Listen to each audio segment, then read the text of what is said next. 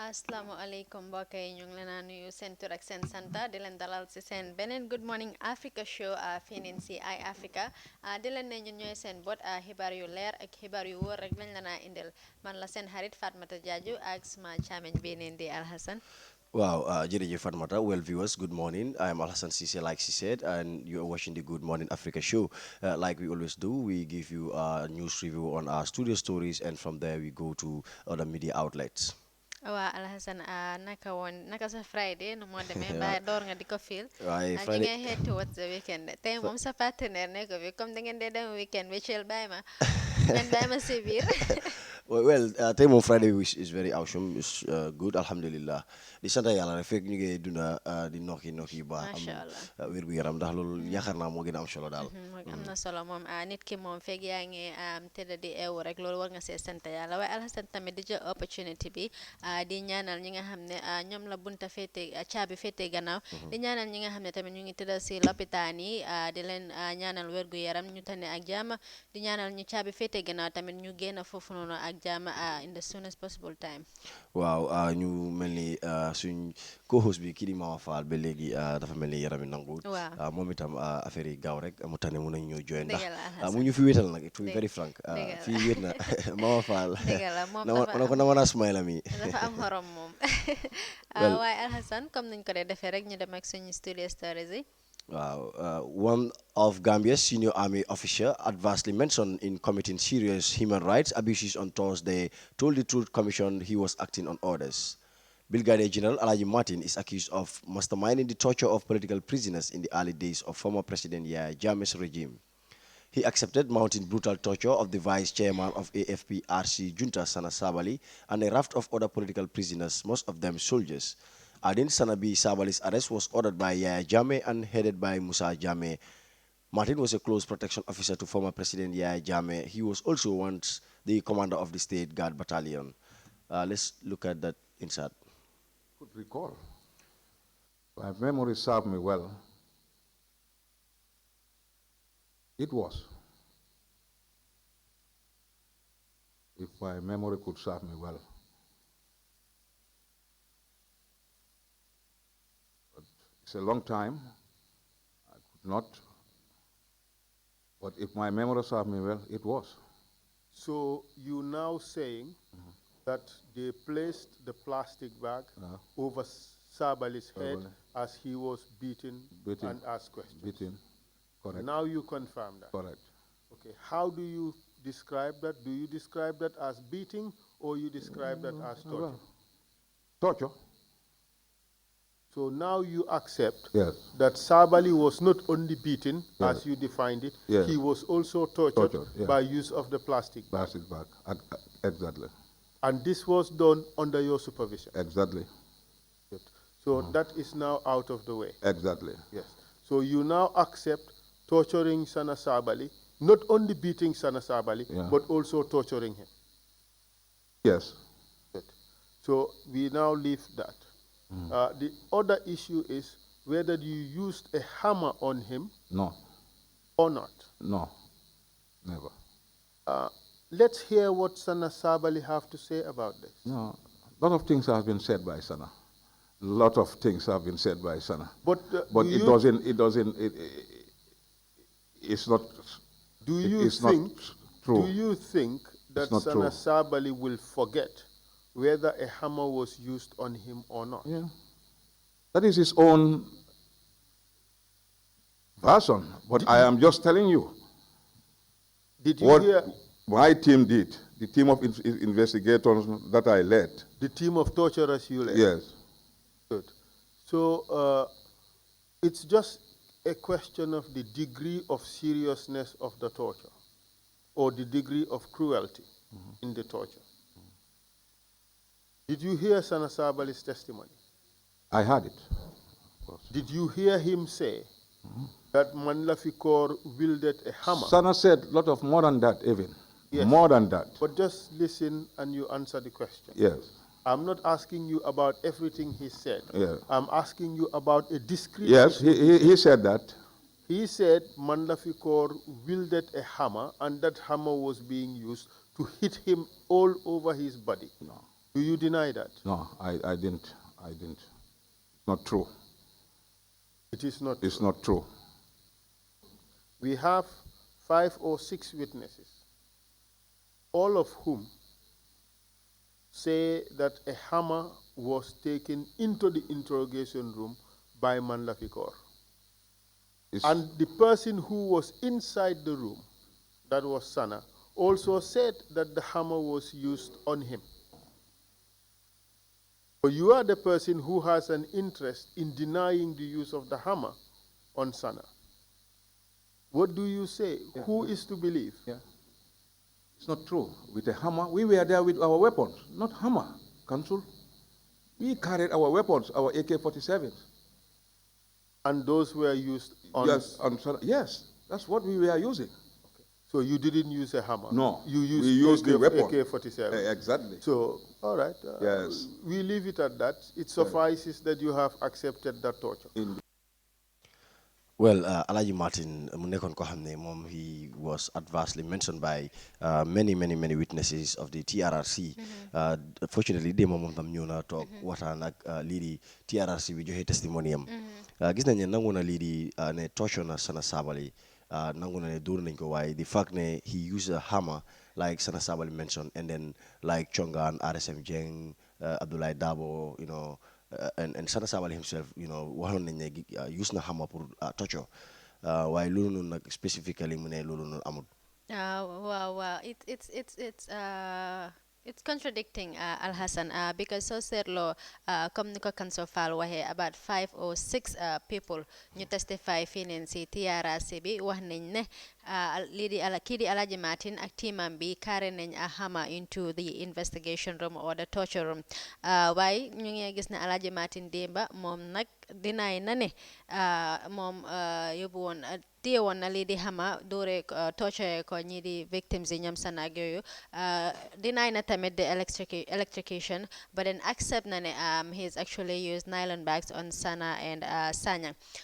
Mu nekk luy complicated because moom already am na 5 witnesses ñu nga xam ne wax nañ ak léegi dafa nekk a counter his statement, so moom it will be very difficult for him to prove that because he will need concrete evidence, you know, to prove that he did not actually use a hammer on Sana and Co. And then again, the fact that his testimony, he was not very consistent with the truth. Where in the first part he will deny, and then in the second part he will subsequently accept. Like the usage of the nylon bag comes ikaw Sana Sabali aksadi bu haydara daf ko bañon mom limu waxon mom initially moy ki di Sanyang RSM Sanyang si mom lañ ko use why bu ñëwé second time bi the lead counsel was able to you know extract that part of the fact from him mu dem be accept ne comme actually mom maintenant torture bi so lolu muy wone ne Martin was very economical with the truth. He was giving out areas you know which were convenient to him, but am na area yoo xam ne nag always moom duy nangu ndax gis nañ lii di lead counsel bi sax fu moo wax always ne yow always foo xam ne ñu la fa mention you tend not to know or not to you know be there whereas yeneen area yi moom yu da nga ko dee mën a The memory seems to stop working whenever his name is mentioned. Which is comme yaakaar naa ñeneen ni ñu ko ooyee feebar la si TRRC bi loolu tax def lu baax dafa am solo trop and at the end of the day suñu la ooyee ñu ne la toogal nga wax rek you will be very comfortable. ñu ngi la wax ne at the time Martin was very powerful, Al Hassan. Soko Sedlo within his mates he was one of the most powerful because of relationship ak kii di Yaya Jammeh. Di nga gis yenn senior officers yoo xam ne sa ñoo ko ëpparang but then moom su waxoon seen baatam dina jiitu ñooña mu nekk loo xam ne is a problem. It was a problem within the past administration, also within so many African countries. You know, when people are so obsessed with power, it ends up corrupting them, and then they cannot even get control of the things they do anymore. So people should be really careful with the way they concert power on themselves. Wow, lolo the discipline part of the service. Comme ni ko already they are disciplinary service more the police, the military ak yu mel nonu. That element su demé ben lack si sen system bi rek always daf dey disastrous. And I gis nañ lead counsel fu mo proof to him ne at some point he was more powerful at that time mu ngi nekkon was it a sergeant or lieutenant. He was more powerful than even brigadier generals. Mu nekk loo xam ne nag the discipline mechanism was totally disrupted by the then chairman or ñu ne the former president Yaya Jammeh. So mu nekk loo xam ne nag is something loo xam ne moom high time pour mu génn si suñ system of governance bi ndax yu mel noonu gis nañ fi Sol Badji the authority that he had. You know li moo def from them is not questionable because xam nañ ne he's directly connected to Yaya Jammeh, so which was very bad for the country. So ñu dem ak suñ next story bi rek Turkish president Recep Tayyip Erdogan revealed that Egypt's only democratically elected president, Mohamed Morsi, was murdered. Morsi died on Monday after falling unconsciously during his trial on espionage charges. Activists and his family have long maintained that he was not receiving treatment for a host of health problems, including diabetes. President Erdogan told his supporters in Istanbul that he will pursue justice for this sudden and unexplained death. Amadou Kante has more on that. Turkey's President Tayyip Erdogan on Wednesday vowed to try to ensure that the Egyptian government is tried in international courts for the death of former President Mohamed Morsi, who suffered a fatal heart attack in a Cairo court earlier this week. Morsi, a leading member of the Muslim Brotherhood Islamist group, which is now banned in Egypt, died on Monday after collapsing in a Cairo court while on trial on espionage charges. Erdogan told thousands of his supporters in Istanbul that he would raise the issue at the G20 summit in Japan at the end of the month. Kardeşlerim, Mohamed Morsi, evet. My brothers, Mohamed Morsi failed on the courtroom floor for 20 minutes. The authorities did not help him there. We will try to do everything possible for Egypt to be tried in international courts.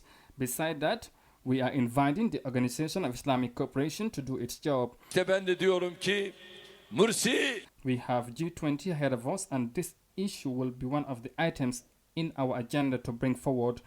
Riot groups have called for an investigation into Morsi's death and raised questions about his treatment in prison. Egypt's government has dismissed accusations that he was badly treated. The 67-year-old, the first democratically elected head of state in Egypt's modern history, had been in jail since the army commanded by Egypt's current president Abdel Fattah al-Sisi toppled him in 2013 after barely a year in power following mass protests against his rule. Well, Muneka, a very important development from the Turkish president Erdogan. The one lady day former president fi naka Egypt was something like the current government is responsible at a mom gurambi didn't make sure dañoo definitely comme dañoo follow a trial process boo xam ne dañoo suuli di nguuri Egypt bi pour ñu make sure justice mu am on the side of kii di Morsi ndax ñoom gëm nañ ne lii di nguur gi ñoo waral dee boobu noonu. Wow, Alhassan, loolu mooy gëm-gëmi kii di President Erdogan, hoping tamit the Egypt government will come out, to prove that that is not the case. Lu mu munti mel moom xam naa ne kii di Erdogan promise na nit ñi ne moom dina follow issue bi to the core pour make sure ne mu am collaboration with other international communities pour su ñi di Egypt pour ñu face justice.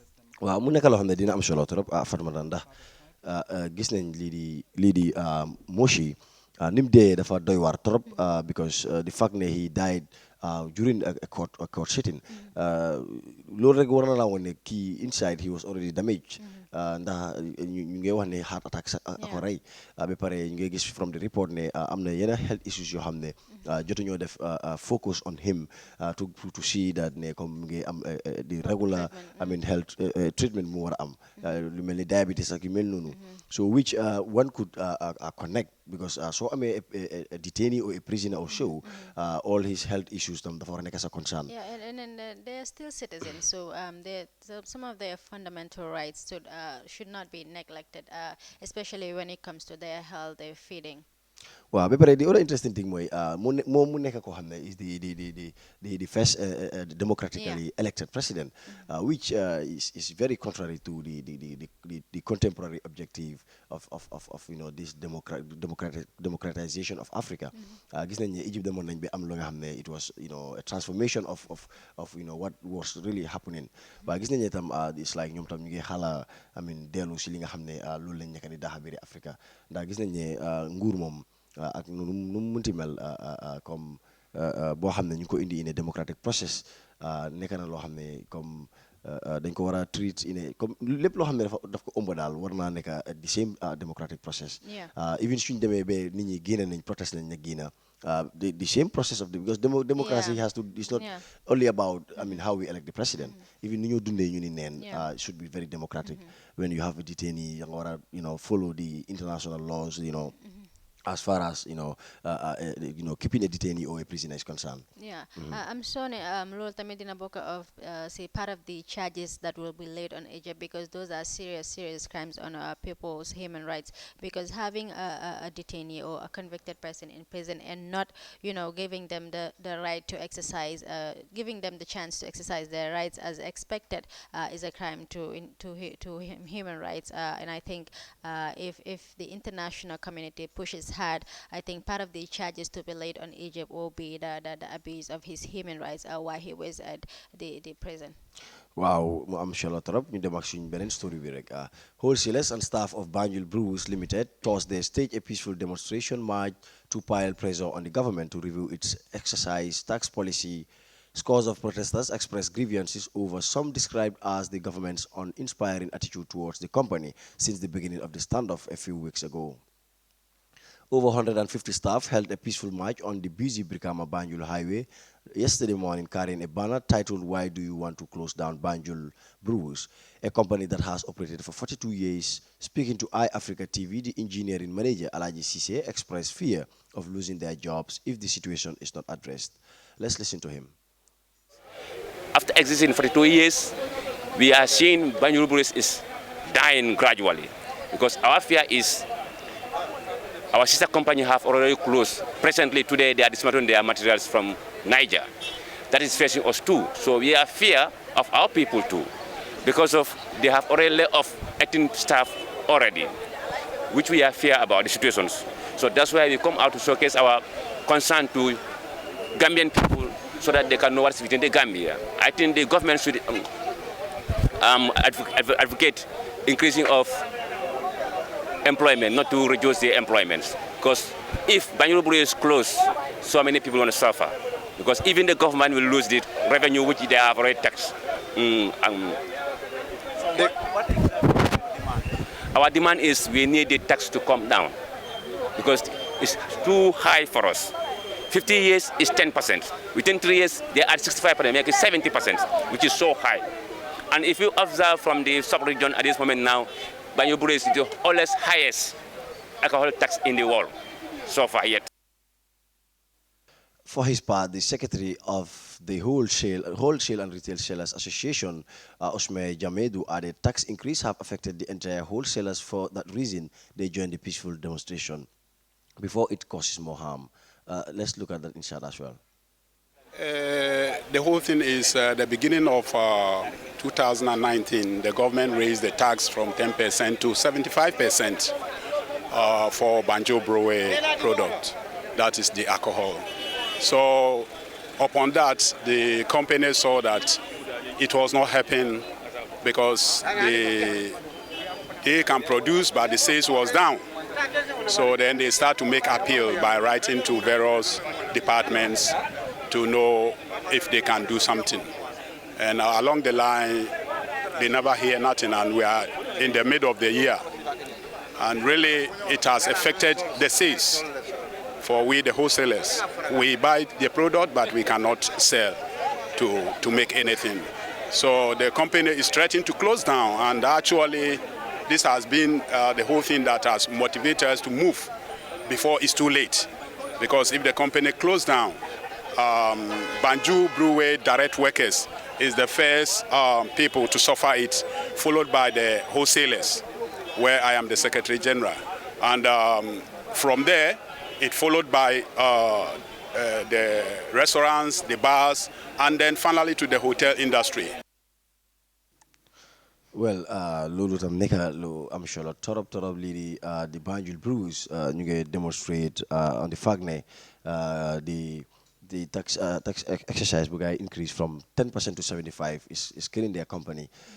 mais gis nañ ne sax in fact the wholesale and retail association ñoom tax they are not direct employees of Banjul Breweries, but gis nañ ne the impact of what this thing is all doing ñoom tam feel nañ ne su guy talking joining them, it is going to cause more harm because the more the company is affected, the more they are affected.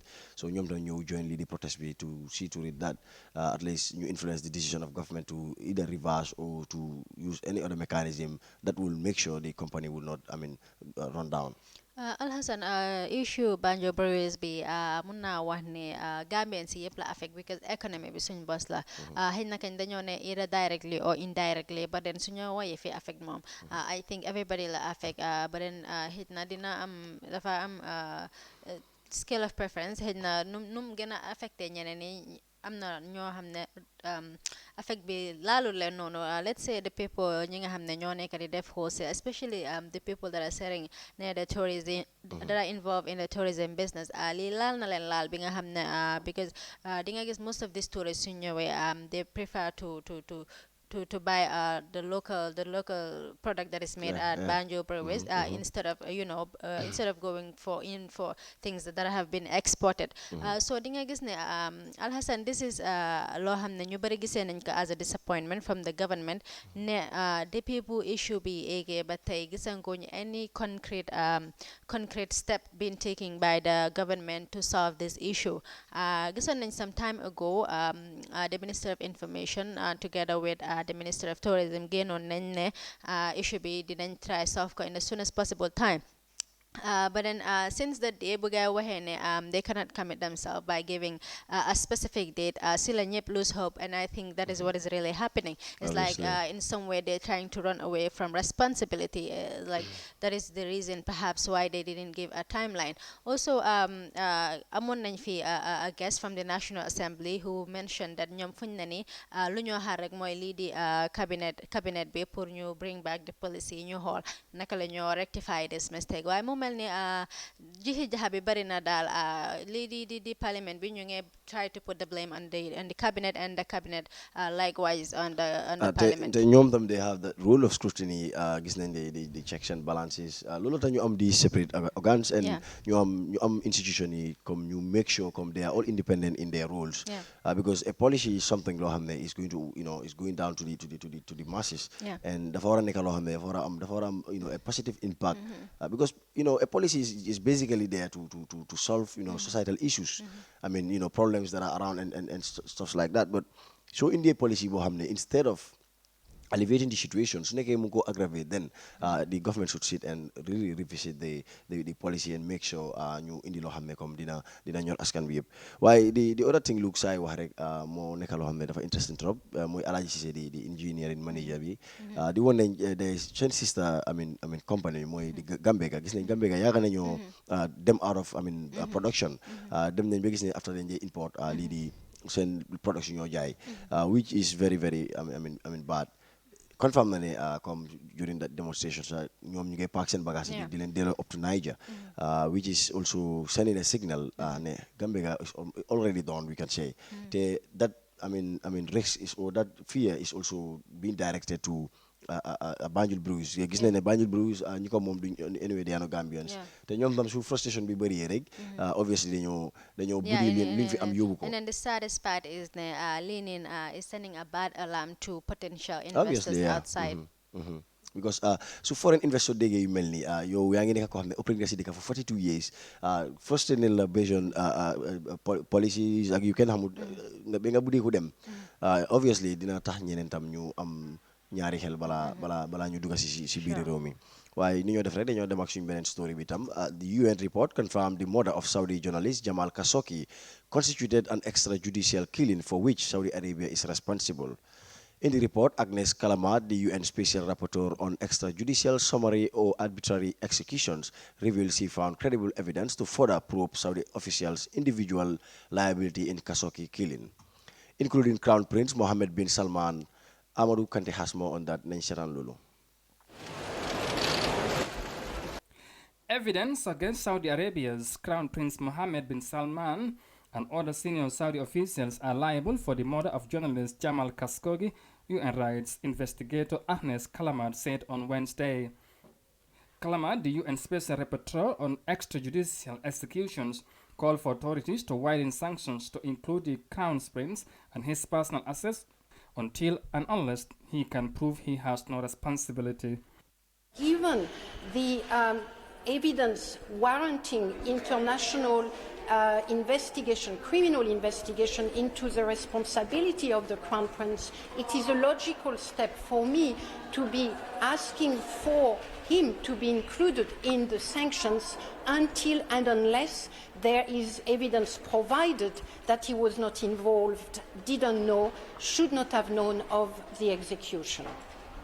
There was no immediate reaction from Riyadh, which was sent the 100-page report in advance, but the kingdom has regularly denied accusations that the prince was involved. Kalamat went to Turkey earlier this year with a team of forensic and legal experts and said he received evidence from Turkey authorities. What needs to be investigated is the extent to which the Crown Prince knew or should have known of what would have happened to Mr. Khashoggi, whether he directly or indirectly incited the killing, whether he acted without due diligence, whether he could have prevented the execution when the mission started and failed to do so. These are the range of issues which I believe a follow-up criminal investigation should focus on, along with the liability of other individuals. Meanwhile, United Nations Secretary General Antonio Guterres believed the killing of Jamal Khashoggi was a horrendous crime, according to a UN spokesperson, Stephen Dujarric. As for the actual killing of Jamal Khashoggi, the Secretary General believes that this was a horrendous crime that shocked people around the world. As for the actual killing of Jamal Khashoggi, the Secretary General believes that this was a horrendous crime that shocked people around the world. Since the first report surfaced, he has clearly condemned it and called for a prompt, thorough, and transparent investigation and accountability for those responsible, with full respect to due process. This remains his position. Saudi author Jamal Khashoggi, a columnist for the Washington Post, was allegedly assassinated and dismembered in the Saudi embassy in Istanbul in October 2018. Khashoggi, a critic of the prince and a Washington Post columnist, was last seen at the Saudi consulate in Istanbul on October 2nd, where he was to receive papers ahead of his wedding. His body was dismembered and removed from the building, the Saudi's prosecutor said, and his remains have not been found. Well, bi mu nekk boo xam ne tam the atrocities, the brutalities met on journalists ñoo xam ne ñu ngi play seen role of scrutiny. Gis nañ Jamal Khashoggi recently li special UN rapporteur an investigator koo xam ne xool na ba moom yaakaar na ne am na that evidence boo xam ne comme lii di Saudi authorities yi comme they are the actual people who really facilitated or who really committed the killing of Lady Jamal Khashoggi, most especially the Crown Prince of Saudi Arabia. Mu nekk loo xam ne nag doy na waar trop ndax gis nañ people yoo xam ne sa most often pour dégg ne comme lii in fact is coming from such authorities is very very sad.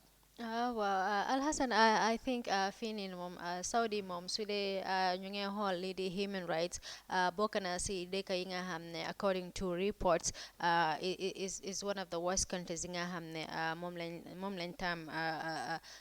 lañ tam as ñi nga xam ne ñoo di gën a abuse nit ñi seen human rights. With regards to Jamal Khashoggi na case am kii di Agnes Kalama, who is the special rapporteur, moom nag mu ngi ne am nañ concrete evidence yu show ne kii di Prince Salman ak ay somnit bokk nañ involve nañ si lii di day Jamal Khashoggi bi. Muy ñaxtu nag pour ñu lay sanctions on kii di MBS, what the name he's commonly called by Mohammed bin Salman, muy ñaxtu nag pour ñu lay ko ay sanctions yi nga xam ne dina include assets sami tamit pour rek mu mun a génn si moom tamit wax his side of the story, wone ne moom tamit indi on evidence am buy wone ne he did not take part in he wasn't involved in Jamal Khashoggi's death, which I think is a good move because so said law journalists the rate at which they're being abused the rate is really becoming high, so I think it's high time you put in these strict measures pour ensure ne li yeneen dina fi waaw comme fi nga wax rek am na solo trop waaye the other issue mooy ñu bëri weddi nañ wala am nañ ñaaw njortu nañ ne di fact ndax actually lii di kii di crown prince bi ak lii di Saudi Arabia authorities yi ndax yi mel nii dinañ ko doxal seen kaw considering the fact ne sometimes dañ dee wax ne these authorities comme seen might daf dee mën a tax comme justice bi si boppam sax duñ ko dee mën a inject in them looking at Saudi Arabia's influence su ñëwee si si international scene bi with regard to ñoom seen natural resource xam nga liñ dee partnership bi ñu am bilateral relations with these countries yoo xam ne ñoo dee gën a bëgg a push yu mel nii di nga gis ne su nekkee dina am sax ñu bëri ñu ngi wax ne it will really take time balaa loolu di am. Yes, Alhassan did not take time because so said lo in a country like the United States wanna play a big role in pursuing justice for Jamal Khashoggi. But I guess the United States is a bit reluctant in pursuing this justice that we are calling for, considering their relationship with Saudi Arabia and also the president of the United States relationship with the current with the prince. Wow, waaye looloo tax nag ñu bëri dañ di am this query of justice waaye we just hoping ne incha allah ñu doxal lii di justice boobu noonu si kaw Jamal Khashoggi ndax gis ne ni mu dee ñaaw na trop koo xam ne he was just at the verge of marrying xam nga mu ngi régler mbiri kayitam ak yu mel noonu pour dem rek jël jabar far rek nguur gi jël def liñ ko def ba pare ni ñu ko ree ñaaw na trop jël ni ki xam nga dogal ko yaram bi yëpp tas ko ba no remains which is very very sad and journalist itam xam naa ne lii nekk na loo xam ne moom war nañoo nelaw war nañoo gën a advocate ñoom tam as far as liberating the media spectrum is concerned. Ñu dem ak beneen story bi rek. A Barrow fans club rally meant to boost President Barrow's political ambition was held on Saturday at Brikama, West Coast region. The assembly is widely criticized by movements in the Gambia as many believe that the statements given that occasion were unhealthy, with criticism mainly directed to the Ministry of Interior, Ibrahim Mbalo. However, the youth advisor to the president also gave statements that shocked many as he used the April 10th, 11 as an example for people who plan to stage protests in December. Let's listen to this inside. Fatalakulen 10 and 11 April land mo hewon ci rew mi fi yen ndaw ñi. Adal hak almanina 11 and April 10 men habunda ñim banko kan adal fondin kewliye. ñi leen ci dugaloon yéen xam ngeen man xam naa because ba ma nekk ministre ñëw ngeen suma office ak seeni mitit yooya ña leen ci dugaloon anañ tey ñu ngi leen bàyyi ak seeni naar ak seeni mitit. Well, bi nekk xibaar boo xam ne coow bi bari na ndax bu Barrow defee meeting bi mooy Barrow fans club bi at Brikama gis nañ wax yu bari yoo xam ne ñu jóge woon from the dignitaries from the the honorables themselves waaye seen wax yi ñu bari am nañ sikki saaka si li ñoo wax di wax ne waruñoo waxee noonu gis nañ sa currently even si paper yi gis nañ wan di mooy Yali Bachili di party leader of Gambia Action Party moom sa tey rek gis nañ si paper yi na mu ngi jëmale kaddu di jéem a daaxlu lu mel ni wax yu gaa yi ne kon di wax foofu waaye the interesting thing mooy kii di Henry Gomez mu ngi reference lii di April 10 11 mu nekk loo xam ne nag ñu bëri ñu ngi wax ne where is the connection how can he connect the dots when it comes to the April 10 11 and lii di 3 years jot na seen issue bi ba tax na tey nag waroon nañoo am koo xam ne he is one of the ñoo xam ne ñu ngi daan jiite lii di April 10 11 protest bi moom tam daf ñu naroon a jox information with regards to lii di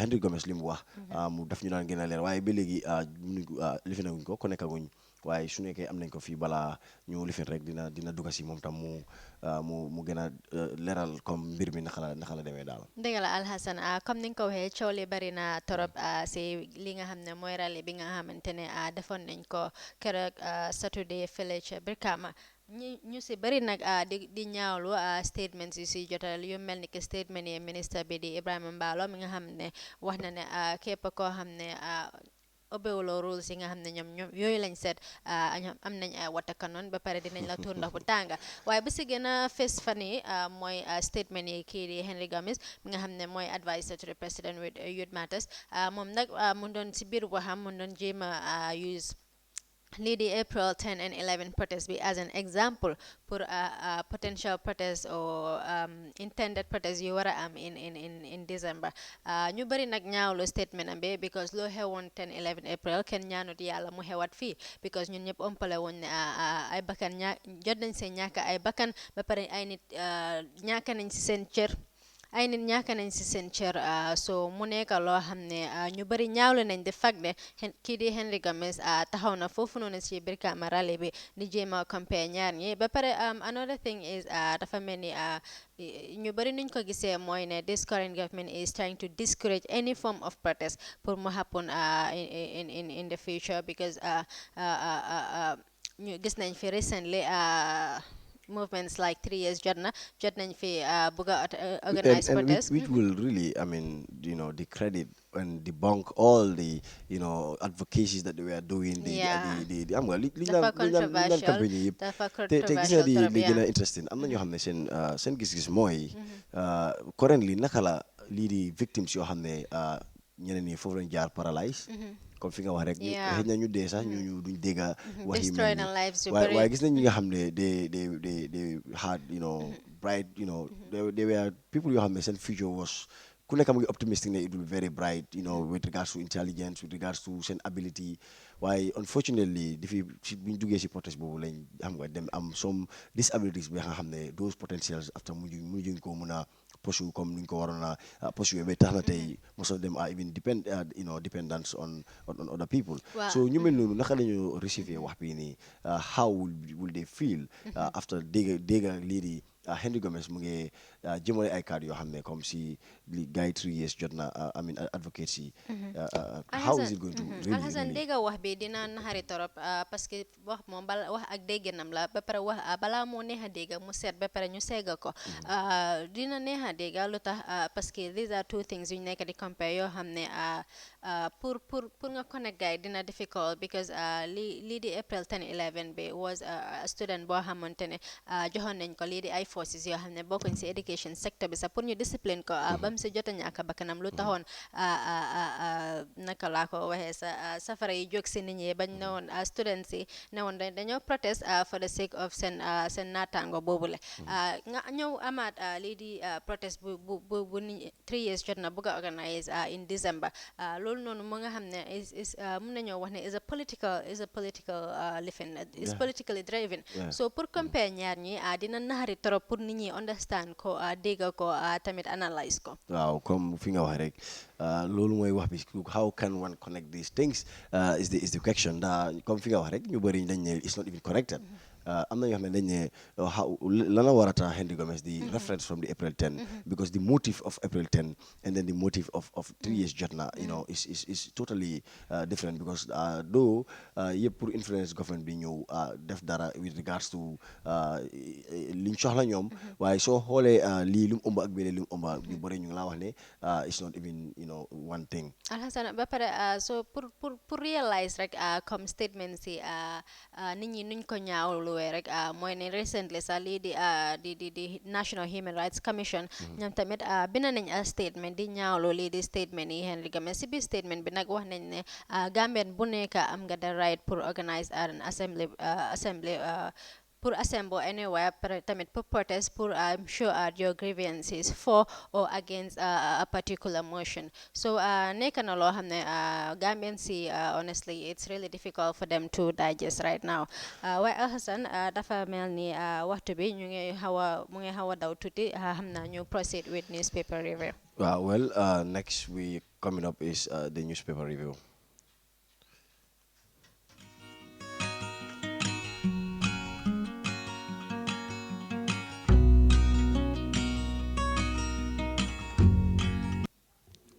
Well, we start with the Standard newspaper. In the headlines, we have CRC exploiting Gambian taxpayers' money. Gambia took a giant step towards sea security. Gambia Saudi signed $92.5 million funding agreement. General Martin regrets his part in Jammeh's tyranny. 3 years jotna, rival group emerges. These are the headlines on the Standard newspaper. Fatmata li again a face si hibari Standard newspaper. Ñu dem ak seen story si biir 3 years jotna, rival group emerges. A group calling itself Barrow for 5 years campaign has emerged to rival the 3 years jotna. A rapidly growing activist group calling for President Barrow to respect his campaign promises to step down after 3 years. According to the group Secretary General Ibrahim Soriba, the newly founded movement aims to campaign for President Barrow to serve the constitutionally required term of 5 years, as opposed to the so-called unsigned 2016 coalition agreement that is unbinding. Bah said the main objective of the movement is to sensitize Gambians on the constitutional relevance of the 5 years at a time when disgruntled Gambians in the diaspora are inciting and pushing for illegal demonstrations in the name of 3 years Jotna. In December this year to force President Adama Barrow to step down. This movement strongly recognized the possible threat and negative impact of the 3 years Jotna if not checked. Therefore, the peace and tranquility of our beloved Gambia must be preserved by all at all times. Consequently, Gambia needs to be sensitized to reject the 3 years Jotna campaign in totality. Bassett in a letter shared with the Standard yesterday, the executive committee of the newly founded movement will on Saturday hold a press conference and an executive meeting to officially launch the movement. Well, gis nañ ne li nag ñu bari we are anticipating for such.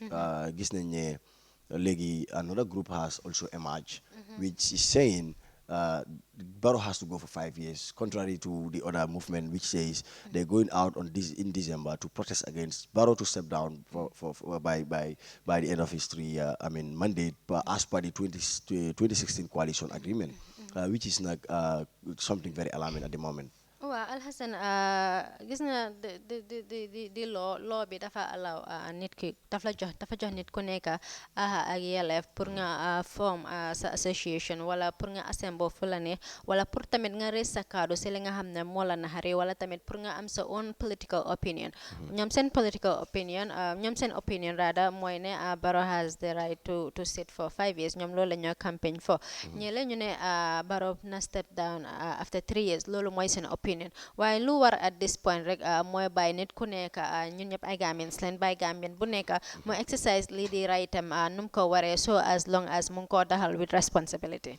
Waaw mu am solo trop waaye gis nañ ne di 5 years jot na li issue bi fii mooy ndax ñoom tam dañ am loo xam ne dañ ko plan lu mel ni to demonstrate to say that Barrow has to stay in power for 5 years ndax ñu bëri it's like loolu léegi-léegi ko nekk di am waaye am na ñoo xam ne waxoon nañ ne by the end of this whole thing of 3 years there will be a movement that comes up because gis nañ ne the rally of the Barrow fans club in Brikama many also said it was just there to show the might of Adama Barrow and then the fact that there is a good number of people that are still rallying and saying that he should go for 5 years. So mu nekk loo xam ne nag is anyway it's very healthy on one side while the other side mooy comme nit ñi nañ bàyyi seen xel rek because the fact ne dafa war a nekk 3 years or 5 years am na solo with all sides soo xoolee 3 years lu ñu oote there is some amount of sense in it beneen itam there is some amount of sense in it comme with regards to yow yaay kan yow ak noo ko nekk di xoolee waaye li am solo mooy conflict moom it should be out of it waaw comme whatever they are advocating for dañu war a make sure bu mu nekk loo xam ne dafa result to violence because nit ku nekk na nga exercise responsibility exactly your right this with is something loo responsibility. xam ne Gambian yi should be very careful with regards to what we inject because fitna moom su demee ba dugg ba taxa moom obviously comme soo ko bëggee fay sax yow mi ko taal sax doo ko mën a fayal ndax gis nañ so many countries yu mel ni ay Liberia, Sierra Leone after the whole crisis in their countries soo laajtee ñi nga xam ne they were playing a very big role bañ meree time boo xam ne seen xool yaa ngi tànga dañ la dee wax ne at some point sax dañ dee feel ne I should just tear my head apart. I should just bust my head because the money buga affair stop, but it is out of control. So which is very very bad. In Gambia, we are an example. Receive so many refugees. refugees yoo xam ne jur nañ fi ay doom ba léegi sax bokk nañ soo tasee gars sax you cannot even tell whether they comes initially seen parents yi dañ jógee fële because of fitna so mu am solo trop pour ñu bàyyi xel whatever the thing is ndax Gambia lañ am Gambia lañ am suñ ba pare ko tasee Gambia moom ñëpp peace la ñoo xamee ak tamit discipline ak responsibility yaakaar naa in as much as we have the right to lay out our opinions whether for or against a motion nañ try ñu exercise ko with so much responsibility. Wow, boobu nag mu yóbbu ñu si beneen story bi still on the Standard newspaper CRC exploiting Gambian taxpayers' money. Lamin Keita, a Gambian PhD student at the Northwestern University in the US, has condemned the CRC's diaspora travel expenses, describing it as a mere spendthrift meant to exploit the country's resources. The Constitutional Review Commission is currently on an international tour targeting Europe and America. The CRC diaspora travel expenses portray a sense that the Barrow government has not learned or has ignored the past misguided policies and economic misappropriation of the Jammeh regime. Keita said in a write-up shared with the Standard newspaper. He said it would have made sense to delegate the role of the CRC to the Gambian embassies in the diaspora. These embassies can convene meetings among Gambians and record or write what they want in the new constitution. They can also distribute the CRC questionnaire among diasporans door to door, neighbor to neighbor and major cities to save money, he added. Keita said approaching Gambian embassies would have also established a robust and a more meaningful engagement than the partial visit of CRC, which would not even cover every state. We continuously bury innocent and young Gambian women from maternal wards, ostensibly because of lack of good hospitals, doctors, and equipment. Why can't we save that thousands, if not millions of dollars is spent on CRC for diaspora engagement and save life? Besides the alleged $13 million is already spent on CRC domestic activities, the diaspora travel and other expenses are expected to be even higher, he said. He went on, as a result, I would not spearhead such a wasteful and illegitimate venture, even if I was choosing to head the CRC. Neither does any genuine Gambian should do so, simply because my conscience, moral and religious being, as well as the love for my citizens, this is wrong, and I cannot legitimize what is wrong. Similarly, if we condemn the Jammeh regime for reckless spending, why shouldn't we hold enough to critique CRC's shameful economic expedition under the realm of a democratic environment? Bi tam nekk wax boo xam ne mu ngi jógee si ku ñu ooyee Lamin Keita Gambian boo xam ne mu ngi pursue a PhD doctorate degree fële si US Northwestern University. Wax na nag wax yoo xam ne am nañ solo trop Fatoumata ndax the fact ne mu ngi wax ba pare mu ngi justify waxam bi lii will just take us to that forum where we were and the fact ne we Gambia ñu ngi am so many embassies yoo xam ne they are just embassies without without performing any function because ñu ngi wax ne ñu ngi am Gambia ñu ngi open embassies yoo xam ne dañ ko open waaye amul benn impact I mean ñu consulate ambassade yu fa nekk comme nekkuñ di liggéey boo xam ne comme jar na ñu war a jël lii di whole embassy yóbbu fa install ko si benn dëkk experts yu daan wax noonu sax ñu ngi wax ne government bi dañu war a am lii di a foreign policy boo xam ne dafa guide I mean how are they going to install these embassies where to put them where necessary balaa ñu am unnecessary embassies all over the world fekk amul benn njëriñ Why to come back to the CRC? I think what Lamin Keita is saying is very important. The fact that the CRC them I'm not sure because constitution is very very important. Surtout the transition bi ñoo wax ni, surtout the new Gambia bi ñoo wax ni. Because if this CRC fails, ñu ngi ne the Jammeh Commission, the TRRC am na ñoo xam ne critics yoo xam ne dañoo complain the discredit all these commissions. While the most important amongst all. Because the TRRC, the Jammeh Commission, at the end of the day, is to help Gambians know what really occurred and what next to do to get out of all those situations. So the CRC will complement everything. CRC bi moom seen liggéey su demut na mu war a demee rek it means Gambia will be doomed once again. Dañoo delluwaat rek si liñ jógee ndax su nit ki demee ba toog si nguur wax ne lii la constitution doole bi la ma may. Then what can we do as citizens? It will be very difficult ndax yaay jëmee yaaga na def loolu noonu te succeed na partially because ku téye réew for 22 years kenn du ñeme yëngatu kooku noonu at least dina la wax ne at some point man tam am na loo xam ne tam jot naa ko def si suma coobaree boppa dëgg la Alhassan li nga wax am na solo trop suñ constitution moom lañ am and the laws we make are the laws that make us moo ñoo define our way of living kii nag di Keita statement am bi dinañ ko xoolee si ñaari faana it's good to be concerned about your country's economy but then people also need to understand ne let's say 90% of the bills that have been incurred by the CRC are being footed by the international community, institutions like the EU, the UN, so on.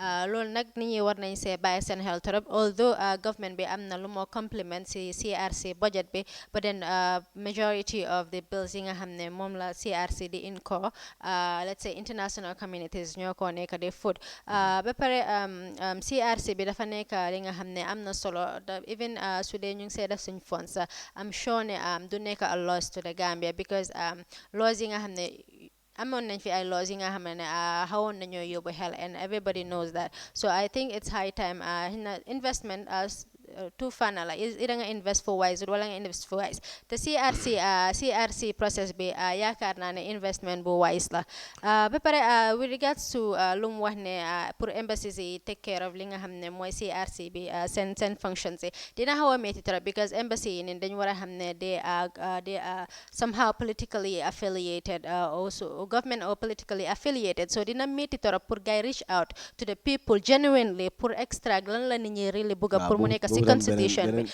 waaw whereas the CRC is an independent body mi nga xam ne du seet lii du seet lu nekkile moom dafa carry out responsibility independently waaw muy am solo trop this is the beauty of democracy ku nekk da nga wax sa gis-gis at the end of the day this is how we can set the benchmark and get what actually is going to be very very impactful to the lives of the Gambians ñu dem ak suñ beneen newspaper outlet bi ñu fi am Daily News in their headlines lang tombong tamba Alaji Martin and Usman Sonko tortured me Bunja Dabo said the TRRC Gambia government gets more than 57 million US dollars Gambia Saudi signed 92.5 million OIC funding agreement GAP leader strongly condemned statement at the president's Brikama rally. Enough is enough. Barrow must respect people's power and voice. MC Cham Jr., GDC National Youth President. These are the headlines on the Daily News, Fatumata.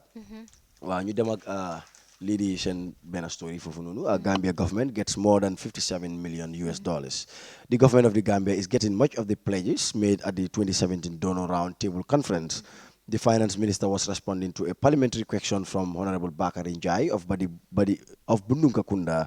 Minister Mamure Njai told lawmakers that out of the 1.64 million pledged during the 2017 Donor Round Table Conference, which took place in Brussels, the following amounts are already received. $50 US have been received from the European Union and another $7 million has been disbursed from the African Development Bank, 57 rather. The minister said pledges made by different government and organizations are gradually fulfilling these pledges. Agence France said the development has already paid $50 million and another 18,300 is disbursed by the SDR from the World Bank. Finance minister told the lawmakers that other grants elements have been coming through other channels which have not been captured in our system, but will be affirmed after the completion of the annual progress report. The minister concluded saying that the first annual progress report of the NDP, which will provide comprehensive information on the total amounts of pledges disbursed as of December 2018. Bitam nekk xibaar boo xam ne Gambia si bëri bu ñu ne dañ pledge 1.6 billion ñu bëri ñu ne Gambia rich nañ that was the statement of many Gambians.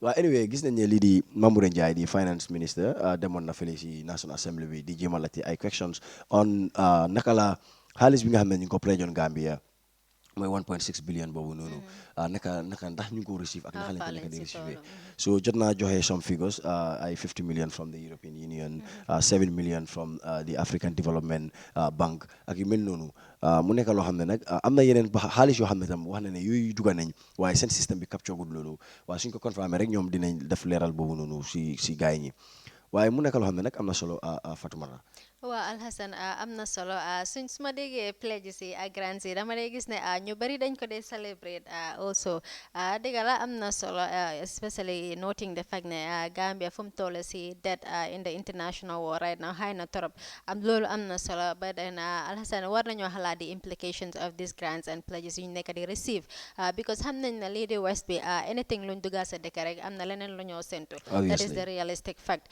ba tax na suñ government si I think it's high time Alhasan ñu engage si investment si ba pare local production yi nga xam ne mooy gën a strengthen suñu economy rather than always depending on the international community for donors. loolu tax suñu leaders yi it's high time ñu refocus seen you know seen agenda yi ndax lépp loo munti def te you are not working towards you know self-sustaining in all regards dina métti trop. mais tax na gis na most African countries ñun dañ nekk fi every year ñu celebrate independence but then suñ independence war nañ ko question booba so long as ñu ngi still depend economically on other countries. well waaw comme am na solo trop ndax fi nga la wax rek suñoo def li ñu am pour def as a government always li ñu war a prioritize mooy naka lañ mun a naka lañ mën a génnee suñu boppa from this situation where we have to open our hands to other people to place some amount of money pour ñu mën a def li ñu war a def because it's very simple lii si level yi nguur la rek but when you come down to even the ordinary man's level if you are dependent on someone at some point you have to dance to his tune comme he who pays the piper dictates the tune so you don't expect gars yi ñuy dugal fi koppar yu bëri yooyu noonu ba pare duñ indi ñoom tam seen policy yoo xam ne dafa shoot ñoom tam seen own agenda that is why the tax evidently ñun ñëpp la waaye leadership bi tam ñoom ñooy the engineers of any transformation process gis nañ China nuñ ceeñee China so xoolee si the genesis of their transformation di nga gis ne there was a time when they were very dependent waaye seen leaders yi people like Mao and others they are very visionary and then they know what it really takes to free yourself te gis nañ China right now they are one of the most powerful countries in this world. So Alhasan dama wax ne China sori na sa war nañoo set lii di suñ neighboring countries mi nga xam ne mooy Sénégal right now projects yu gars yi di local projects yu gars yi nekk di engage in they are so numerous mënuloo leen di compter après is having a very great impact on the economy right now so why not the Gambia we have the experts we have the knowledge we have young people that are willing to come up not to be job seekers but then job creators na government open up mu invite experts invite the youth yi nga xam ne already am nañ seen own ideas ñu work together as a nation pour strengthen suñu economy ba pare ñu bàyyi indi because so-called projects dafa bari Africa ñu bàyyi di am yu mel noonu for the sake of ne am nañ project nangam we make sure ñu mu realistic ñu make sure mu am impact to the lives of the people am na fi benn story on the Voice boo xam ne am na solo pour ñu waxtaan ko balaa ñu dem we look at their headlines. The Voice newspaper, US government releases 2019 trafficking in persons report. Woolly villages resentful over inadequate water supply. US diplomat clarifies visa rejections. Gambia Saudi signed 92.5 million OIC funding agreement. Top general accepts torturing soldiers at mile 2, refusing using hammer, execute on them. These are the headlines on the Voice newspaper. New Dem accent Bena Hibar. Woolly villages resentful over inadequate water supply. Rural communities in the Woolly East district of the Upper River region not have bitterly expressed concern over insufficient water supply in their residents. Speaking to The Voice in an interview on Sunday, June 15, Hamidou Susu, resident of Boro Damfa Kunda, said his village has seriously encountered insufficient water supply for the past decades, saying they fetch water from local wells for domestic purpose. This is a nightmare for the community because we lack clean drinkable water to ensure good health for the inhabitants. Mostly we will find insects and black particles in the water which are unfit rather for drinking, he said. He added to drink this water is very unsafe. It could cause contagious disease. However, the frustrated residents said this issue is putting the villagers into a terrifying situation as their livestock goes to the river to drink and they would at times fall at the river edge and die. Nonetheless, he told this medium that the village has hand pump, but it's not supplying the sufficient water to the residents, saying the hand pump will always have a breakdown or stopping providing water frequently. The women are suffering in this community because every day they have to carry containers of water on their heads from the wells to their various homes. This is tedious for the women, he revealed. They are just doing this manual due to lack of options, but it's too hard rather for them. Siba Jara, Alkali of Borodafa Kunda, also expressed dismay over the lack of clean drinking water in his village. He said the rural community has about 50 homes. Li neka hibar bo xamne tam amna solo torop gis nañ ne mention na ay jigen ma xamne this is coono bi yëpp yaakaar naa ci jigéen ñi la moo gën a nekk sax ndax gis nañ especially in the rural area domestic work yu mel ni ay root ndox ak yu mel noonu góor yi hardly they do that. That is the stereotype, I mean formula boo xam ne mu ngi biiri Africa fii nii waaye gars yi ñu ngi jooy di wax ne mooy waa Boro Dafakunda amuñ clean water, you know, which is very very I mean sad, very very sad. Comme si jamono buñ nekk nii ñu ngi wax ay wax yi you know def internet all over the country te am na ñoo xam ne fu mu nekk nii ndox bu ñoo naan sa is an issue.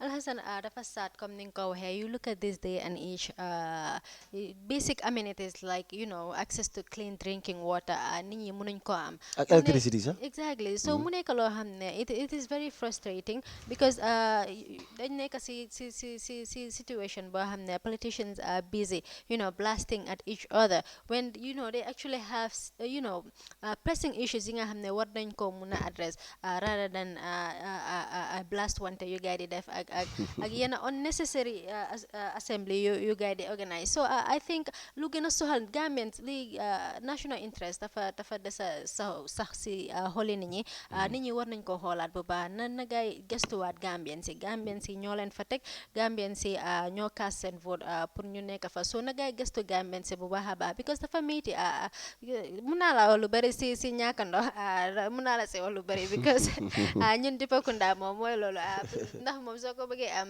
fa nga jóg fajar wala yeneen saa yi sax nga jóg fajar doo gis ndax di nga dem days doo am so I know what it feels like to stay days without having access to water, especially for these people in the rural areas nga xam ne seen liggéey daf di over métti so ñàkk ndox wax see tegu moom dafa nekk lu sa di ñaxtu government bi also other potential institutions ñu jàppa si dimbale ñii di rural area bi pour yëfu ndox. Alhassan dafa mel ni waxtu baa ñoo jàmbu ma bàyyi la rek nga tàggatoo mbokk yi. Wow, well, viewers, this is all we have for you on today's edition of Good Morning Africa Show. You can catch up next week, Monday, on the same time for further deliberations. Di waxtam nag comme affaire bi yombut doomi adama day jum nag whatever is being said here and it doesn't go down well with others, we just apologize and bye for now. waaw jërëjëf Alhassan comme ni nga ko waxee nit moom matut saa su ne nga jum nag waaye di ñaxtu rek pour ngeen baalal ñu suñu waxee loo xam ne xëy na waxee wuñ ko comme niñ ko war a waxee tamit di kontaan trop si topp bi ngeen ñu dee toppa ñooy seen bot comme nañ leen ko dee waxee rek lu leen neex rek la ñoo def lu leen neex rek si la ñoo dox fii neen si Eye Africa TV man la seen xarit Fatmata Jaajo ak kii di Alhassan di leen dig daje ba Monday di leen wish tamit a very happy weekend.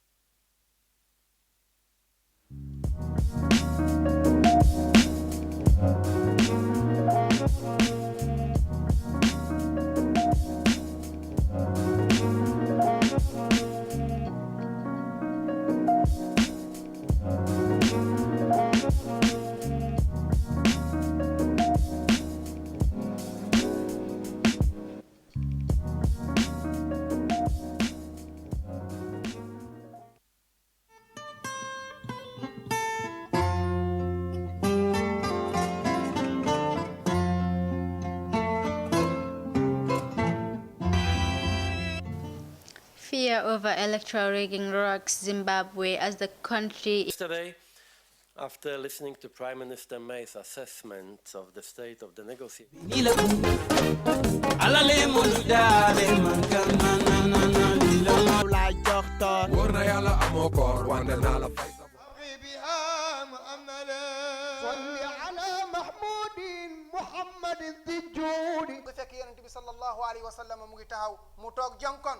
Why it is our diocesan patron feast day is because the Cathedral of Our Lady of the Assumption is dedicated.